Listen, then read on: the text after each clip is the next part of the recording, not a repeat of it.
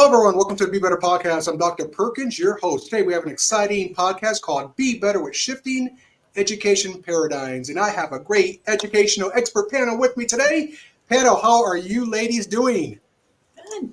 Thank you for inviting us. Thank you so much for joining me and your time and your wisdom you're about to spend with my audience. Let's go around the room real quick and introduce ourselves to the audience. If you could just give us that 60-second elevator pitch, that would be appreciated so they know a little bit about you.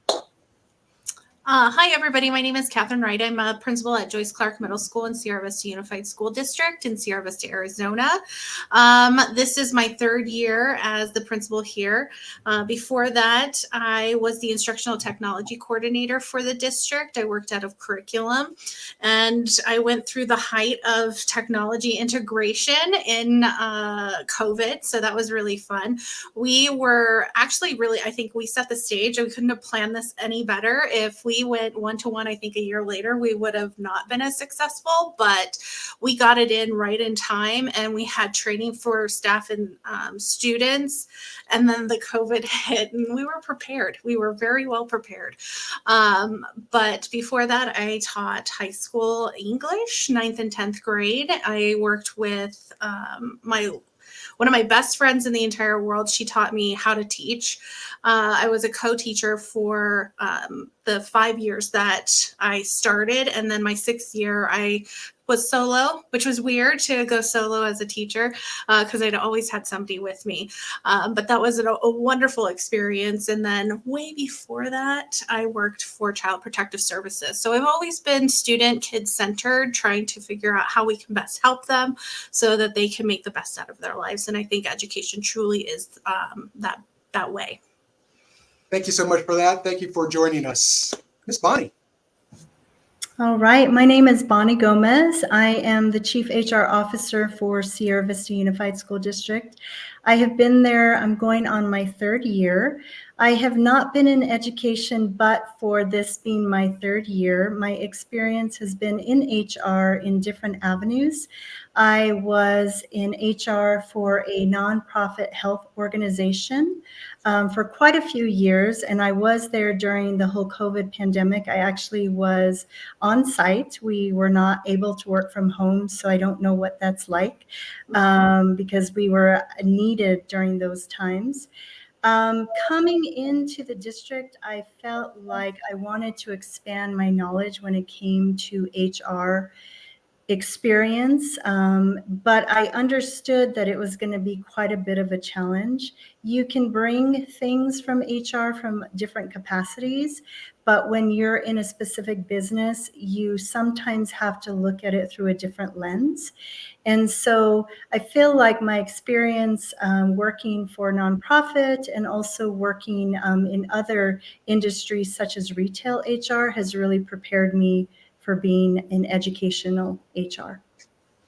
Thank you so much for joining us. I would love that business/education perspective today, if you can bring that. It sounds like you will share that with us. Thank you so much. Dr. Barkey.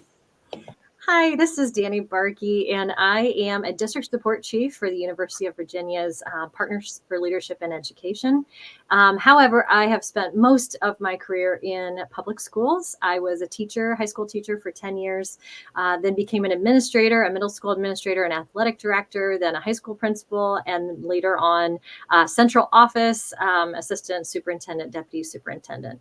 And that's where I spent the last 10 years. However, now I'm working with Partners for Leadership in Education, and I'm really passionate about thinking about the way we design our schools and the way we support our leaders in schools and the way we support our teachers so that we can bring about better outcomes for kids, particularly those kids who have been underserved throughout history. Thank you so much for joining us. Look forward to the panel. In case we have some new audience members, hopefully we do. My name is Anthony Perkins. I've been blessed to have a 31-year career in education. I started out as a junior high, 7th and 8th grade math and science teacher. Love some junior high kids, I know. And then transitioned all the way up to the vice principalship, a principalship, a directorship, and retired as a 9-year superintendent. Came back to the field after 11 months off to catch up on my sleep. And I want to give back by coaching and helping leaders really go from good to great, from can to can. So that's just a part of my story. Panel, let's start off with the $1,000,000 question. The way I set these questions up, we're going to talk kind of about the concerns, the frustrations that you may have at first, and then we're going to transition to, I call, starting point solutions on how we can really start to shift the paradigm or paradigms with education. So the first one is, share with us, please, what are the concerns, frustrations you share, you've experienced in education? Do you want us to just jump in? Just jump in. Just jump in. Well, when you gave us all these things, I really thought about them, and I wrote them down. I wrote some of my thoughts, and behaviors have been, I think, a little out of the box lately. I think my first year when I was in middle school, I've not taught middle school. All my history is at the high school level, and when I was here on campus, I was like, "Is this normal behavior?" And so I had to really learn and transition from what I knew to this grade level, and then the kind of behaviors we saw post-COVID, post-pandemic, and they're different. It's very, very much different. And how do we support them? So that's been challenging over the last 3 years I've been here.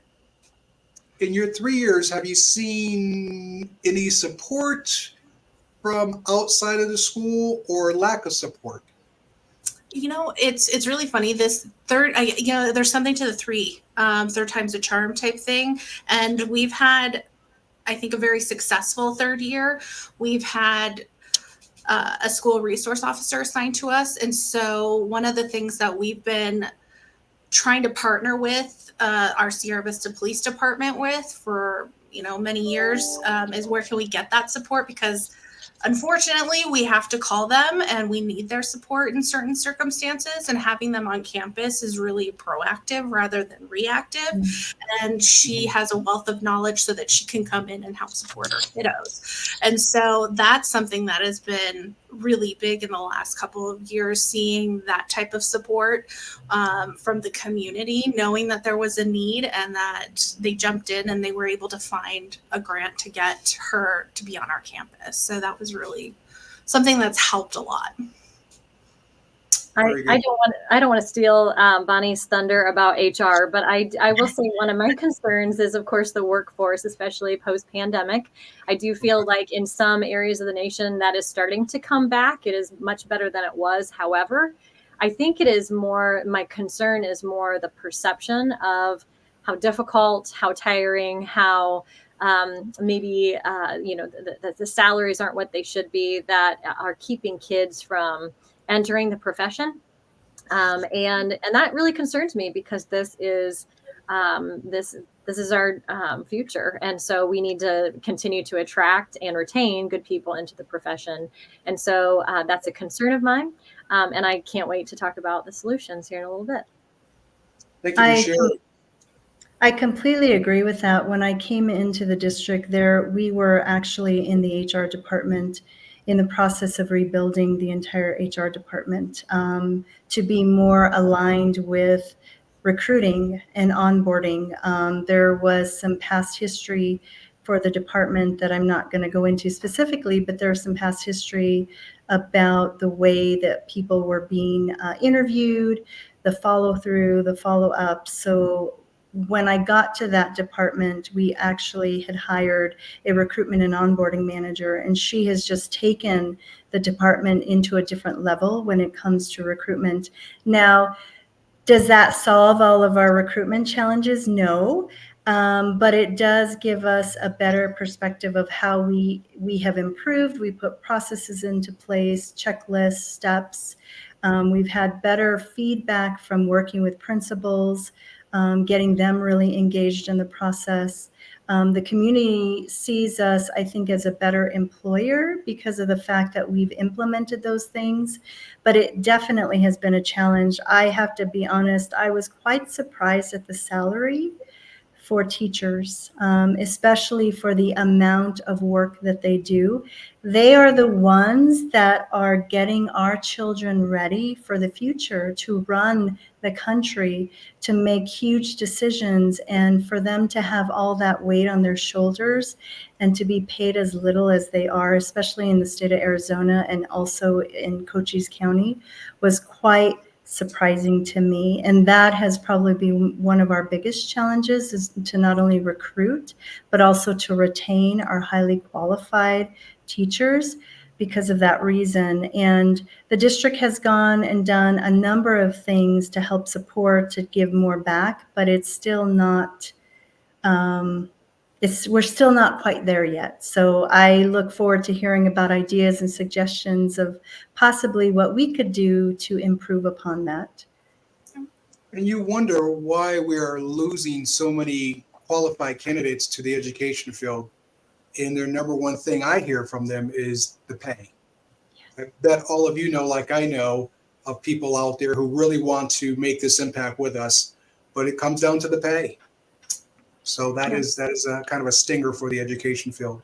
Well, Well, Go ahead. which one? Nose goes. No, just kidding. Well, I was just going to say, like, the expectations and the workload responsibilities, things are totally different from my understanding of education when, like, I was a child. You did your lesson plan, you presented your lesson plan, you graded, and you went home. Yes, some teachers really, like, stayed for, like, whatever to prep and all that, but we have to go about it from a scientific perspective where, like, how's the brain developing and what are the skills and where are the gaps with these standards that we have, that you then have to break down, and then what part of the standard didn't the student get? So you're analyzing all of all of the data that you have. And at my level, you're a teacher who teaches one subject area, but you could have over 100 plus 130 students at one time where you're doing that same thing for them to make sure that you're trying to meet their academic needs. And they're all coming in at different levels because of, whatever experience they've had either in education or at home. And the expectations to get that done in a normal day is very complicated and very, very hard. When you have behaviors that you have to call home on, you have to put your grades in the system, and you have to build the lesson plans, and you have to know the curriculum platforms and the other 4,000 platforms that we have to utilize. So there's a lot that goes into being a teacher and being an educator, and trying to balance that with a family, with the pay, is very complicated. Yeah, and I would also add to that, Catherine, that now teachers can be connected to their parents and students 24/7. And so anytime parents are checking, they can check grades any time of day or night. And when they have a question, they have access to the email or the platform or whatever that is. And so teachers don't get the evenings off. A lot of times they get phone calls and they get messages, and they want to be responsive, but it is a full-time plus job these days. Yeah. It truly is. I remind people that lawyers, they may have many clients, but when they're in court, they have one person in front of the judge. Dentists, one person in the chair, and so forth and so on. So we do handle a lot of kids at once. Imagine 25, 30 plus kids in front of you, and those are different personalities, different attitudes, and so forth and so on. It's a very complex job, and you have to have that passion to be there. When and why does the panel think we've lost value in education? It seems like we don't get that love, that respect anymore when it comes to education. We have a lot of people screaming at us. When do you think that turned for us? Was it the early 2000s, or was it before that, a little after that? So I had a mother who was a 40-year middle school English teacher veteran. And I remember as a kid hearing her complain about the same things. So I don't know that it is a change. Do I think that it has, it goes through cycles? Absolutely. But I think that I wish I could wave a magic wand and make teachers valued like lawyers and doctors in this country. Unfortunately, that hasn't been the case. I think though one of the things that I think that causes that is lack of understanding of what it is that we do. We, as Catherine stated so eloquently, all of the things teachers have to do, plus now we're also caregivers, and we are resource finders and curators of food that they might need over the weekend. Those are all things that have been added on since my mom was an educator and continue to be bigger and bigger issues for our kids. Yeah. When I was reflecting on this question, I feel that I've talked to many different people at many different levels when I was a teacher and how long they've been in education. And there's always these like ebbs and flows on how, you're treated in the profession. I do feel that we hit like a really great point where like during COVID where parents were like, I don't know how these people do this, and I only have my child at home. And then, they have like the 30 people in the classroom, and it hit like a high note, like where we felt appreciated. And then all of a sudden it's gone down again. And like I said, it's the ebb and flow. And I think what exacerbates it a little bit is the social media platforms that can give somebody a platform instantaneously to many hundreds, if not thousands of people.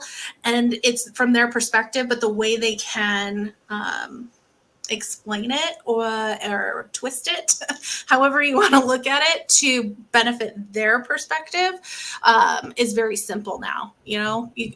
Before, we didn't have these social media platforms. You want to take out an ad in the newspaper to complain about, the school district.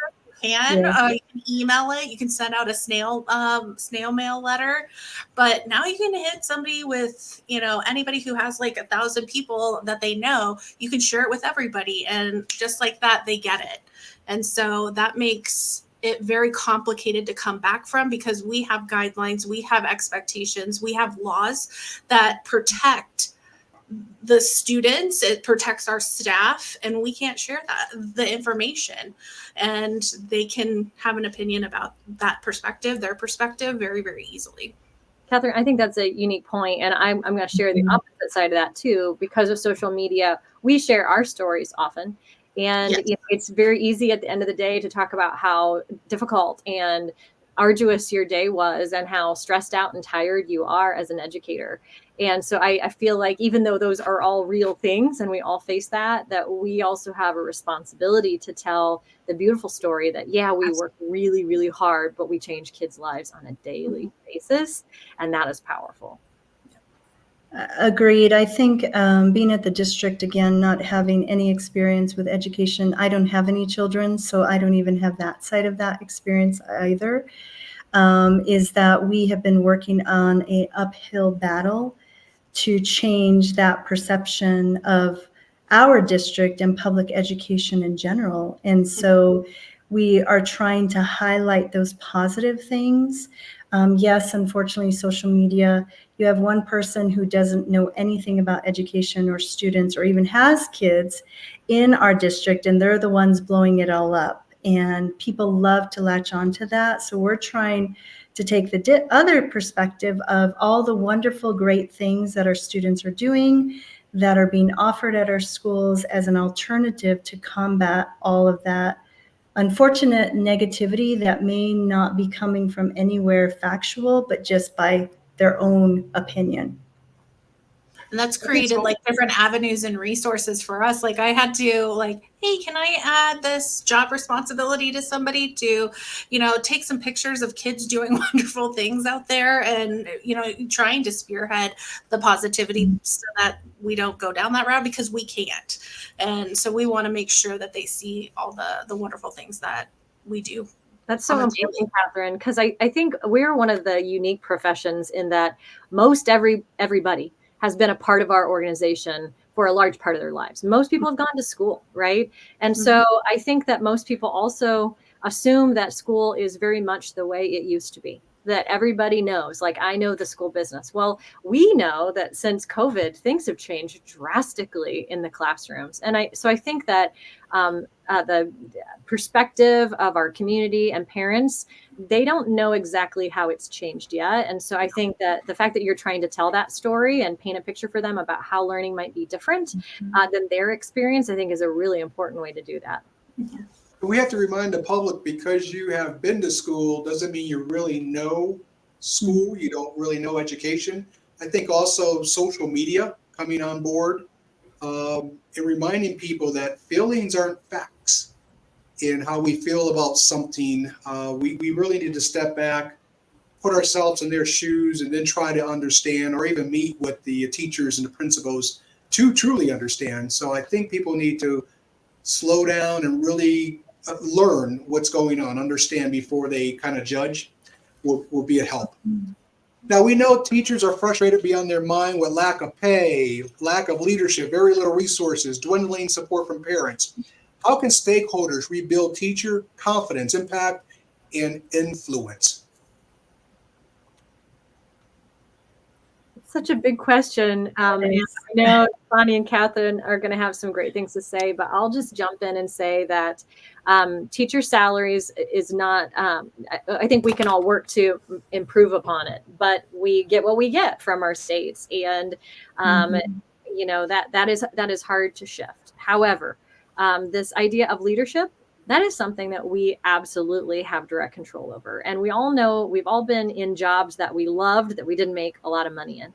But it was really hard to leave because we loved those jobs. That's what we can do. As leaders in our schools, we can bring a coherence to our school system so that teachers love to be there in the buildings, that they feel like the hard work that they're doing means something and it's impacting kids.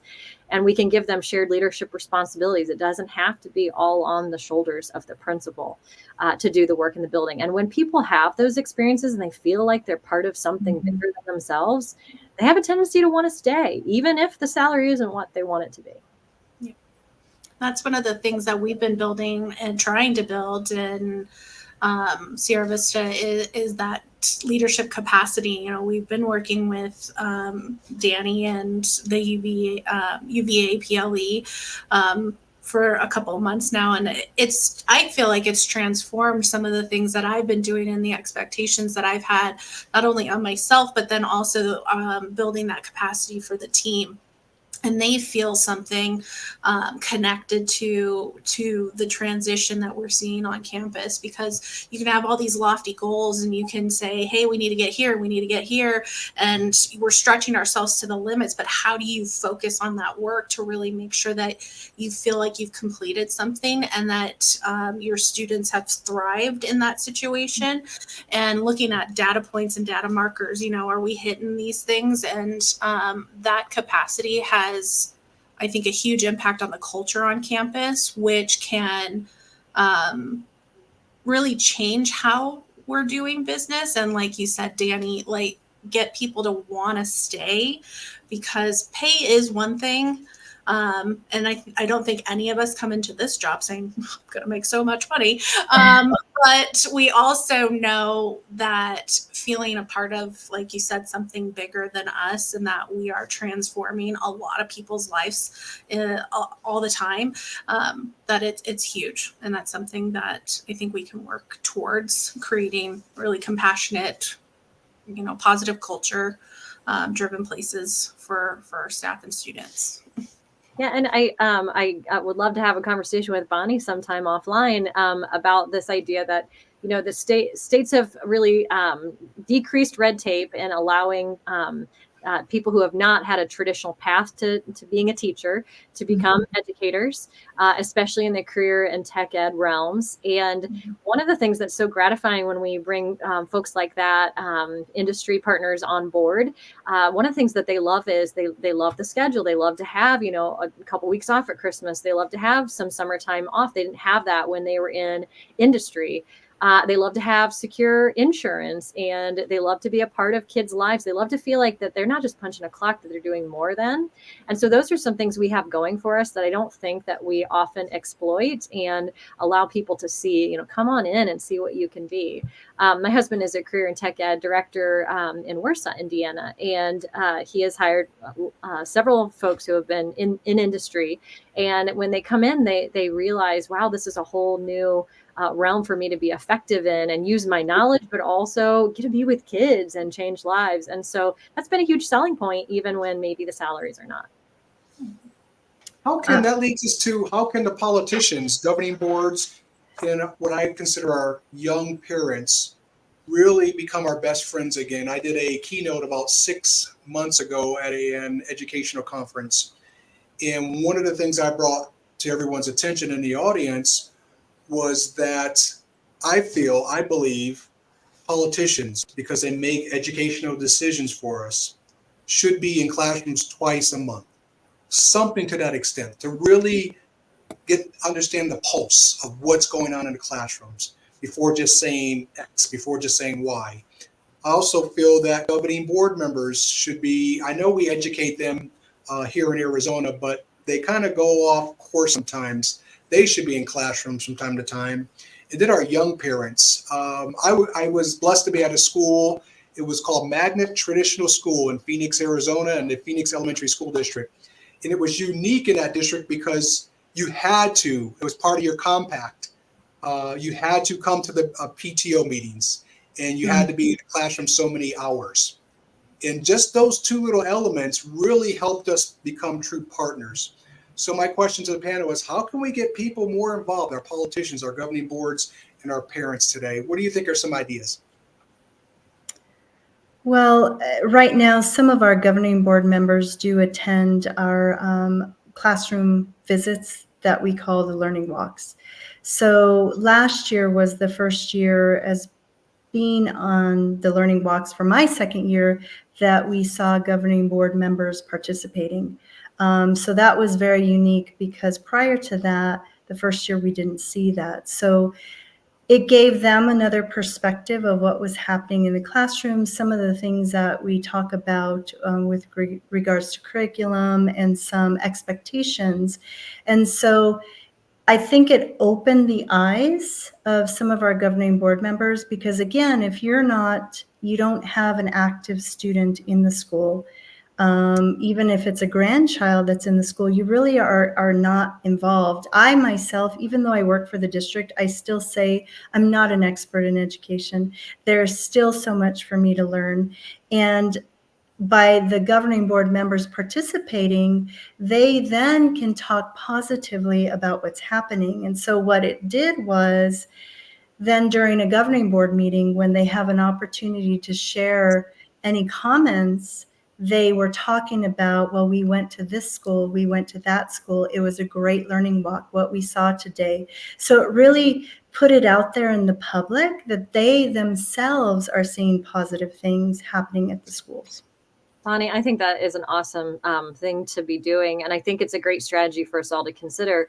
I've seen districts do this beautifully, where they are inviting their legislators in to help educate them. I truly don't believe our legislators make laws to, to harm us. They don't mean to. I think they're all well-intentioned, but sometimes they don't all see the larger picture. And so I think that is yet another responsibility, as Catherine was talking about, all these responsibilities we have, that we do have to be more cognizant of inviting our legislators in, helping them to see our vantage point as well as what they are seeing to help influence the laws that they are making.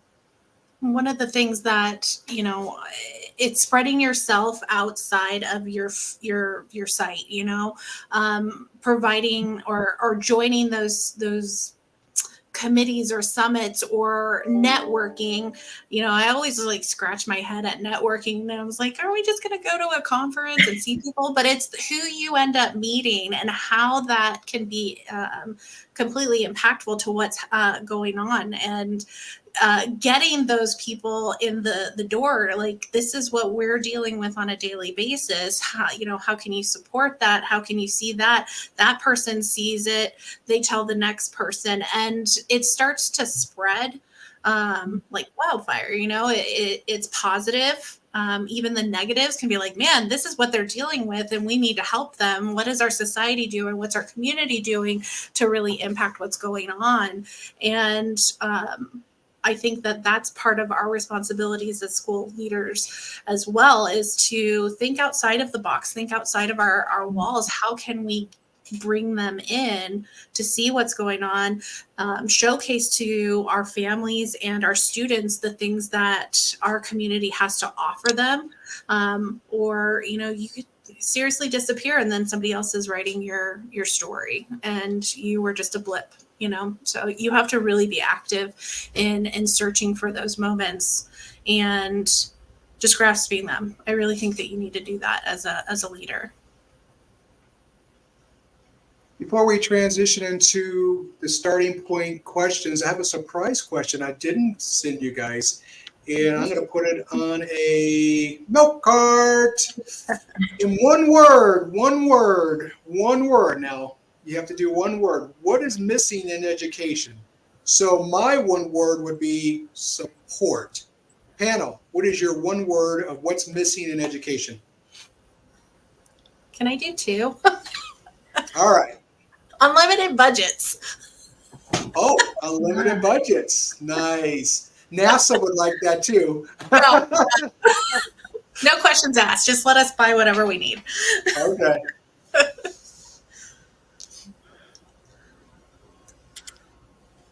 That is, because I was thinking support as well, but you could look at that in so many different facets of support.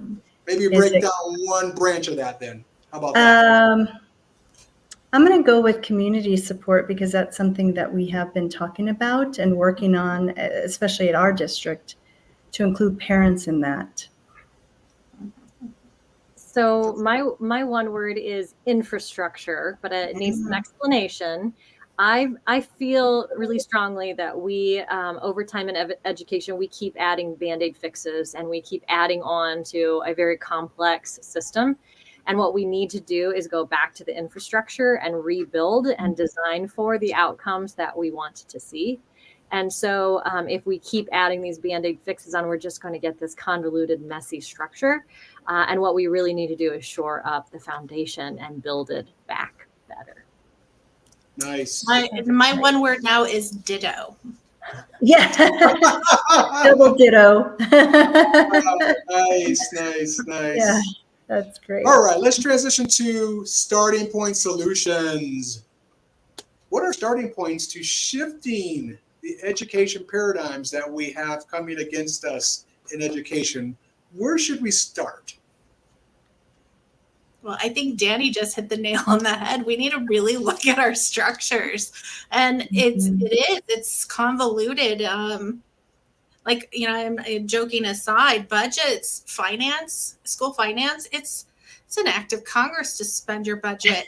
And you need it, but then you have to justify it. And so it's like, okay, let me justify it. And then wait a minute, that wasn't the right coding. You have to go back here. And it becomes very complicated. And then by the time you need something, I don't need it anymore, I guess. Or we'll do that next year. There's just certain structures that are already set that make it very difficult for us. And then those Band-Aid fixes on top of those don't really go to the root problem that we're experiencing and take away from that, so that it's an illusion. Let's look over here and not right here where the problem is. And that's where we've gotten I think to this point where we're not really addressing what we need to see in this society versus what they've expected years and years ago. We need to move forward. What would you say for those parents or those community members who say, we already give you a lot of money. Your budget's great. You just need to teach the kids.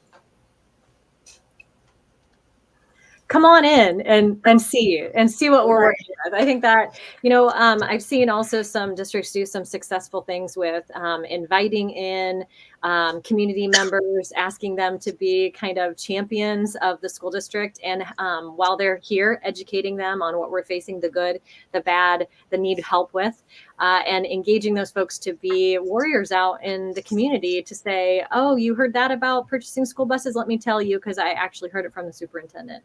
And that starts to change the game.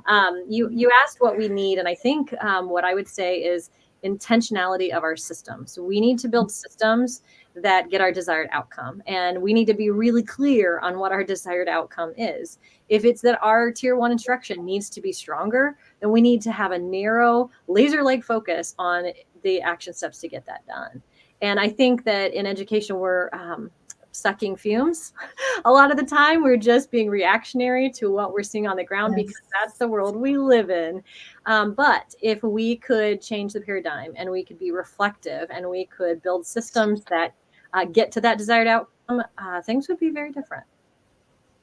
I was just going to say something about being reactive. So you said it exactly the way I was thinking, is we need to be less reactive and more proactive. I think that we jump so quick when there's a problem, but we don't take a look at really what is the steps to prevent, instead of just addressing it and hoping it doesn't come up again.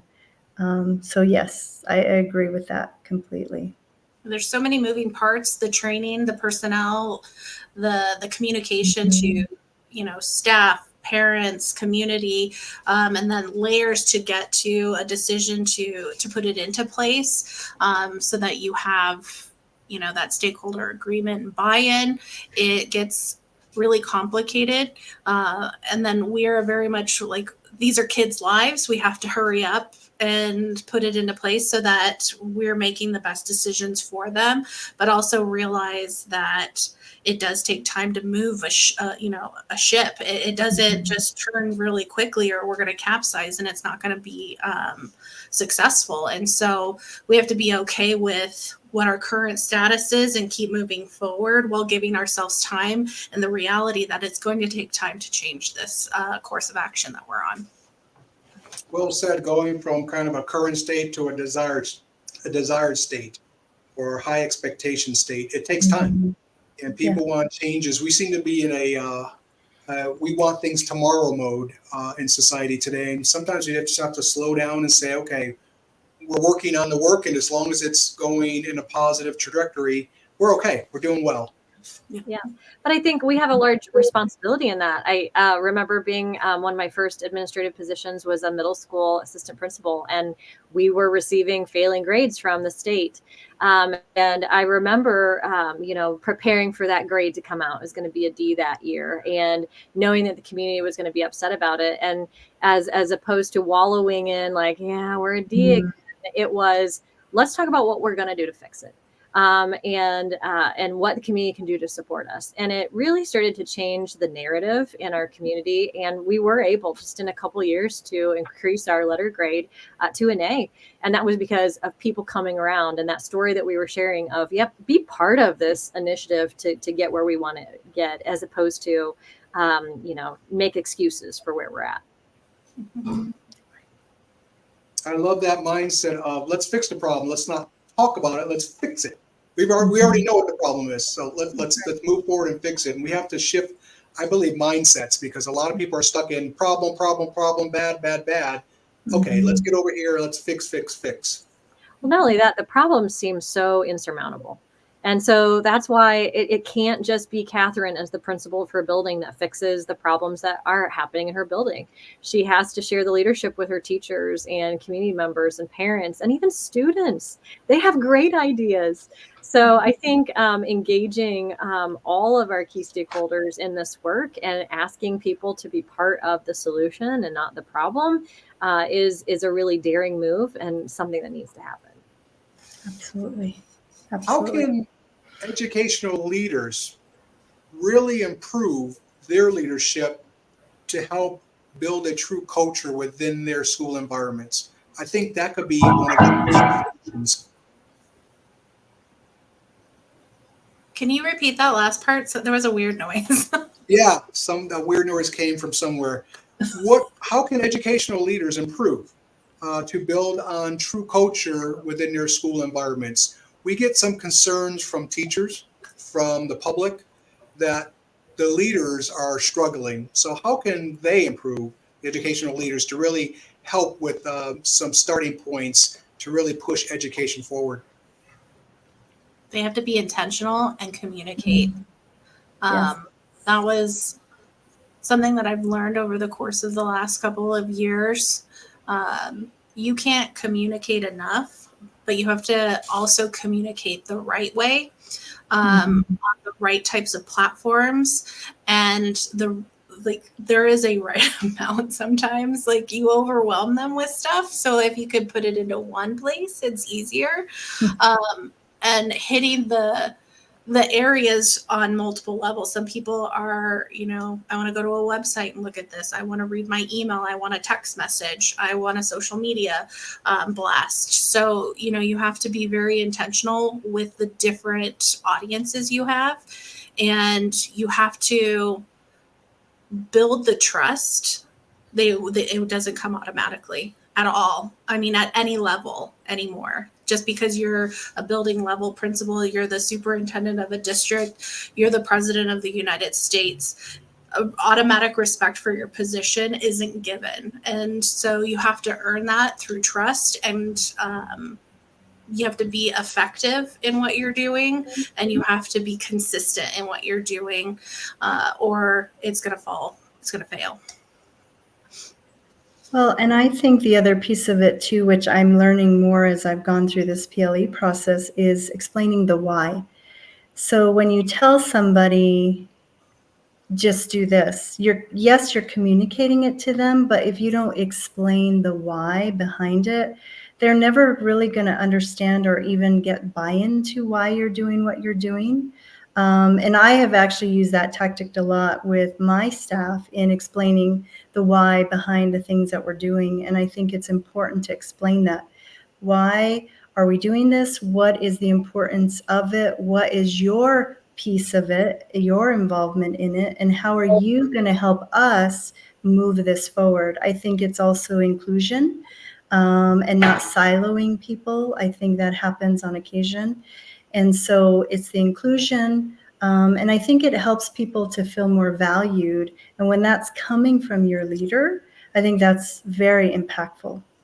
Dr. Perkins, you asked about leadership and how can we take care of leaders. And one of my favorite quotes is by Simon Sinek. And he says, leadership is not about being in charge.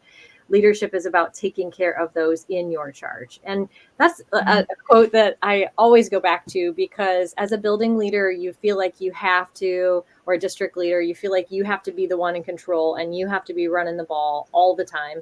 But really, if we step back and we took really good care, if you're a building principal, really good care of those teachers so that they can just teach with kids.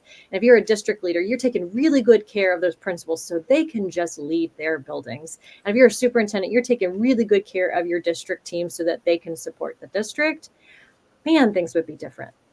Oh, yeah. I think also, and this may come across a little tough, but it's meant as a solution, a starting point solution, is moving away from scaredy cat leadership to courageous leadership. I see a lot of that these days, and reminding the leaders why. I heard the why earlier, why we got into this, and then empowering your team. You can't do it all. You don't want to be the fixer. Everyone should be empowered to do a little bit of everything. I always believe everyone's a leader on campus, and we should be leading in various capacities to make the big picture happen, our mission, our vision, our beliefs, and so forth. What are some out-of-the-box ideas that may help with some starting point solutions to really get us back on track in the education field?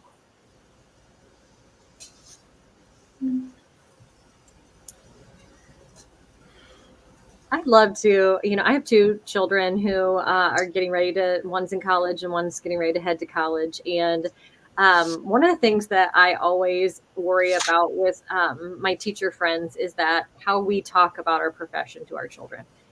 who might choose to go into this profession or not. And so what is it that, and I talked to my son just the other day, and I was like, man, you'd make a great teacher. And he was like, yeah, but I want to make some more money than that, Mom.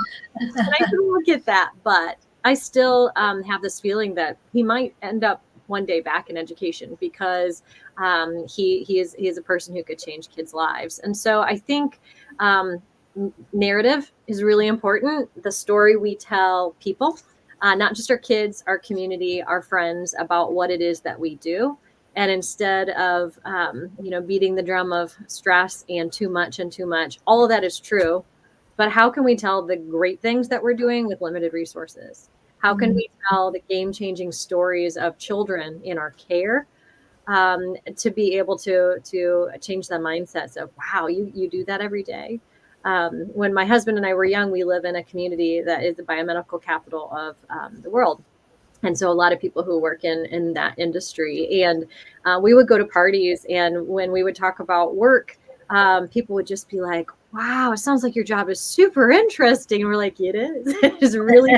And so how do you flip it to, like, on a daily basis, I'm tired. I don't have enough resources. I don't get to travel business class or first class like people in my community do, but I change kids' lives. And that is an amazing thing to be able to say you can do every day. Yes. I think that it's one of the things I think Dr. Perkins and I talked about a couple of weeks ago. And it goes back to telling your story and how you tell the story and being positive. And there is a lot of messaging out there that showcases our profession in not a positive light, from people who are in the profession currently. And I'm like, this is difficult to attract people when we have these multiple TikTok videos or Instagram videos that people get into reels and just watch them over and over. And you're like, it's not really that bad. There are moments.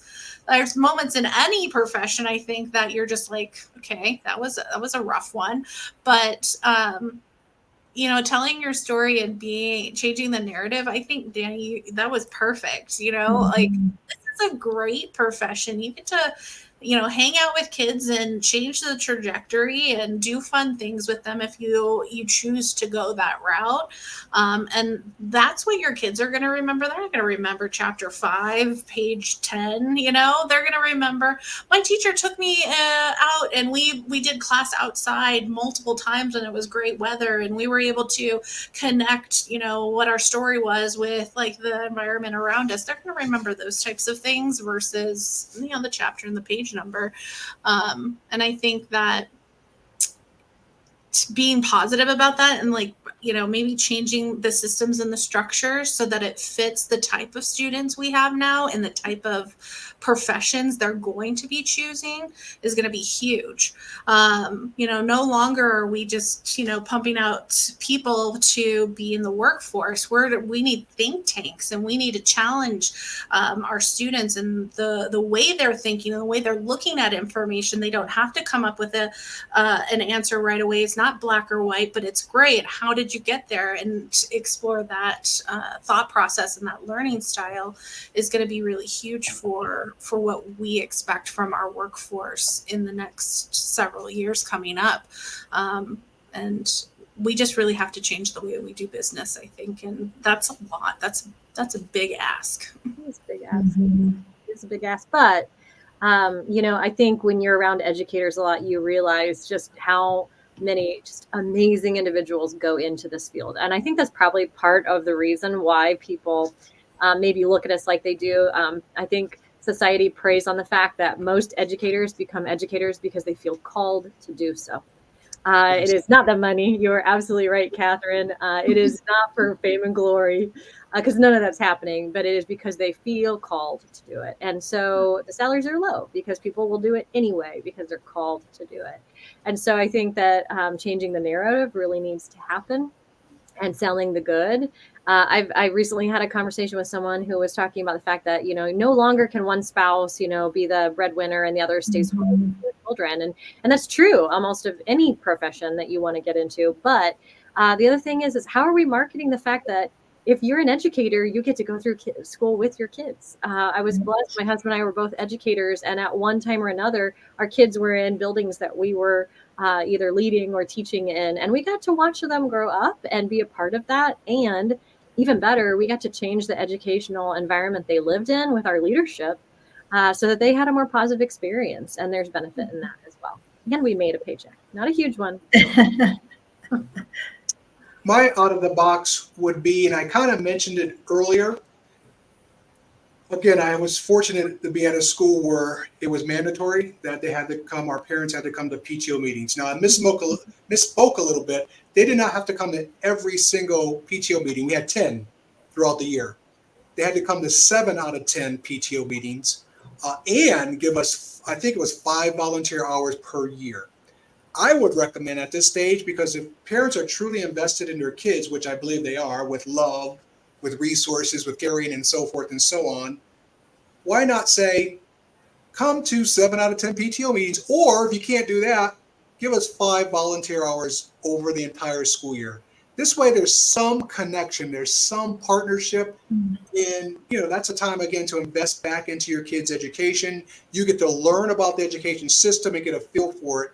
Then if there's an issue, okay, I have a partnership with them, I can go talk to them, or I have resources I can bring into the campus. So that would be my out of the box approach. Ms. Gomez, you have anything?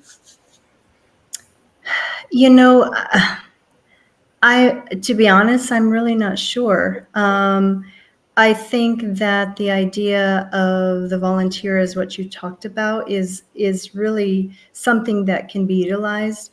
We have, at least in our district, have revamped the whole volunteer process, and we are seeing more participation by parents wanting to be at the school sites for different events. So I think that is definitely a place to start with. It's really hard for me to think in that perspective because, again, my educational experience is so limited to the three of you, and not having children there. I mean, I recall a story like, Danny, you were talking about being able to be in the schools with your children. I mean, my mom was a secretary when I was in elementary school. Now, she did not go into education, but just the fact that she was there while I was going to school was huge. And you know that a lot of students probably are looking forward to that. We are seeing more paras coming into our district who are parents of children. We are seeing that those paras then are turning into educators by going to school. So that kind of is leading that next step as well to get them involved. Recently, I read the book Generations by Jean M. Twenge, I think is how you say the last name. It's a fabulous book. I think I talked to Bonnie about this last week a little bit. Yes. But this book talks about and really defines the various generations that are alive today, and those events that affected the personality, if you will, of the generations, and talks a lot about the upcoming generation. And I thought it was incredibly interesting about what drives them. And our young people today really want to do work that they're passionate about and that they feel makes a difference in the world. And that is a superpower. So I wonder about how we engage that notion of wanting to do that work and giving them an outlet to do that. That's not going to happen if we're not positive about the profession. Right? That's great. If all of you were queens for a day, you ruled the world, what would an exceptional education system look like to you? How would it be running? I put a lot of time and effort into thinking about this, so I'll jump in and tell you, I believe that a perfect system would be one where the hierarchy is hard to define. You can tell that there's a leader of the building, but there are so many people willing to jump in and assist and support and be leader for a day if they need to. There are people who say, that's not my problem. Everybody says it's all of our problem, and that kids feel respected and honored and are doing interesting things and getting great outcomes. And the community is wanting to come in anytime they can because great things are happening in the school. That's my perfect school. I would take out, this is my one thing, I would want to take out this so that I could build that positivity. the idea of standardized testing, I know it's there for a reason. But that's what I would wave my magic wand and get rid of, because our kids are so different from each other. They all learn differently. They learn at different styles. That's what brain research says, that, we're all different. We all grow. We all experience things at different levels, and trying to pigeonhole that and compare creates, I think, and exacerbates stress and anxiety and tension. And this is just my personal soapbox, but I think that's something that I would love to explore if I were a queen for the day. I'm like, no more. And get back to that idea of learning and the expectations of yourself, and being okay with, this is what I want to learn, this is what I want to do, projects and experiences and things like that I think are huge for our students, because they might not get that somewhere else, and we can provide that platform for them. We can provide that sense of equity within society that they might not experience outside of our walls, but they can do it here, and they can explore and encourage whatever they might dream to do. And that's something that, if I were queen for the day, goodbye testing, and let's explore who we are as people, in how we can be better at that, and explore it and see if that's what we really want to do. Ms. Gomez, queen for the day. Queen for the day. It kind of takes me back to that exercise we did in leadership in July, where we were broken up into groups and we had to decide what was our perfect school going to look like. And, it was having areas for students to go out to nature, having areas for them to be creative. It wasn't all blocked off by walls. There was an openness to the classroom setting to go from one classroom to the next. Just having a freedom to explore their own ideas, put it into place. We are doing that in a lot of the schools, where they're taking what lessons are given to them, but they are taking the next steps in it. They're being led by themselves, not necessarily led by teachers. And so I just think of that openness of just an open style school. There were so many different suggestions by other groups, some of them a little bit out of the ordinary, but, water feature, listening to sounds, smelling, hearing, just visual things, I think, to really get kids excited and motivated about doing stuff in the classroom, and then taking some of that weight off of the teachers, because it's such an open place. So I like an open style school. yes, open style school. That was a fun activity. That was It so was. fun. Yes. It was. If I was king for a day, I would sit down with the parents and say, okay, I want to empower the parents and really, truly get you involved. So parents, how can you get involved in the school, empower them, and really have them tell us, lead the way? Okay, what does that look like throughout the year? And then set it up and be intentional about it. Really get them involved. I think the key partnership of parents in the school really need to come together much better. Mm-hmm. I think sometimes it's too separated. My dad, when he took power of attorney for my brother's kids, it was probably 10, 12 years ago, because my brother and his wife were over, they were in the military over in Afghanistan. And my dad calls me up because he knew I was a superintendent. He goes, I can't believe all this paperwork. And they want it by Friday. How dare they want it by Friday? And had to calm them down and say, Dad, if we don't put due dates, we'll never get the paperwork back. So just those little things to say, you need to be involved in this process. We have deadlines, things of that nature. So I would really focus in on the parents and getting them involved and invested more with their kids. In closing, are there any final thoughts? I want to respect your time. because it's late and you have families and you want to eat and so forth and so on. Any closing thoughts? No, but thank you for this time. It's always fun to talk about education. It is a great field, even though some people would tell you it's not. It's an amazing field, and it's changed my life. It's changed so many people's lives, and I look forward to continuing to work with your school district and supporting you as you make great change in your buildings. Yeah, thank you for the opportunity. Yes, thank you for the opportunity. And I just have to say, being a part of education was not ever in my mind in my career. And I have to say that I am thrilled to be a part of it and to be part of that change that's going to improve our students' education and their lives. So thank you for allowing me to participate. I want to thank all of you for your hard work. You are leaders in various capacities. You really are making a difference. You may not get a lot of love, accolades, pats on the backs, thank yous, but you're doing a heck of a job. So thank you. I want to review for our audience some things of Starting Point Solutions. I have a long list. I'll just name 5 or 6. I heard from the panel intentional leadership. Really being intentional, having goals, and really pushing towards those goals with your team. I heard getting to your why. Why are we here?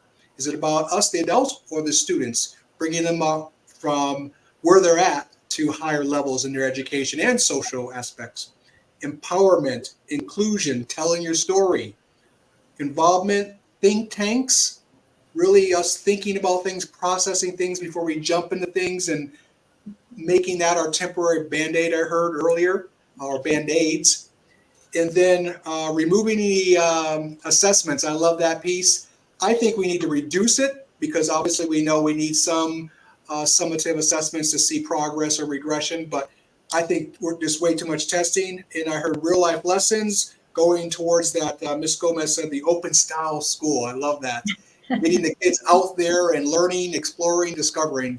So thank you. Those could be some starting point solutions for the educationer or educators listening, or just parents listening, or stakeholders listening.